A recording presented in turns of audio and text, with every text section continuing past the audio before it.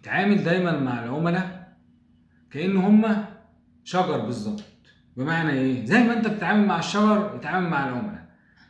في شجر هيطلع لك تفاح، وفي شجر هيطلع لك جوافة، وفي شجر هيطلع لك ليمون، وفي شجر هيدي لك ظل بس، وفي شجر ميت تحتيه حشرات وعقارب.